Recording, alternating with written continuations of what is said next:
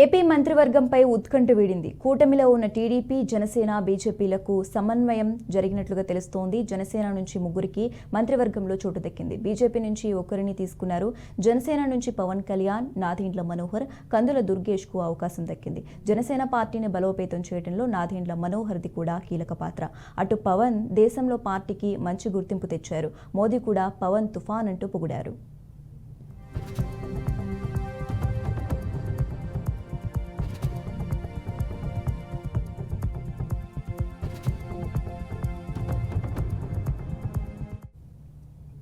పవన్ పార్టీని ప్రారంభించిన దగ్గర నుంచి చాలా కష్టపడ్డారు. గత ఎన్నికల్లో అటు భీమిలి, గాజువాకలో పోటీ చేసి ఓడారు. కానీ ఈసారి పిఠాపురం ఒక్క దగ్గరే పోటీ చేసి గెలిచారు. హీరోగా ఆయనకు ఉన్న క్రేజ్ గెలుపుకు ఎంతగానో తోడ్పడింది. గత ఎన్నికల్లో ఒంటరిగా పోటీ చేసిన ఆయన ఈసారి బాబుతో జతకట్టడంతో జగన్ వ్యతిరేక ఓట్లను ట్రాన్స్ఫర్ కాకుండా చూసుకోగలిగారు. పిఠాపురంలో టీడీపీ అభ్యర్థి వర్మ కూడా పవన్ గెలుపుకు కీలకంగా వ్యవహరించారు.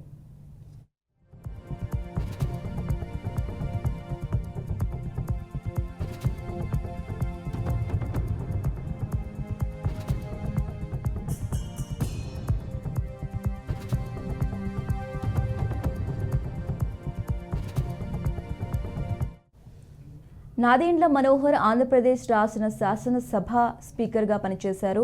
ఇతను జనసేన పార్టీలో కీలక వ్యక్తి అని చెప్పుకోవాలి. ఇతను తెనాలి శాసనసభ నియోజకవర్గం నుంచి శాసనసభకు ప్రాతినిధ్యం వహించారు. ఇతను ఆంధ్రప్రదేశ్ ముఖ్యమంత్రిగా పనిచేసిన నాదెండ్ల భాస్కర్ రావు కుమారుడు. నాదెండ్ల మనోహర్ అక్టోబర్ 2018లో జనసేన పార్టీలో చేరాడు. 2019 ఏపీ అసెంబ్లీ ఎన్నికల్లో గుంటూరు జిల్లా తెనాలి అసెంబ్లీ స్థానం నుంచి పోటీ చేసి ఓడిపోయారు.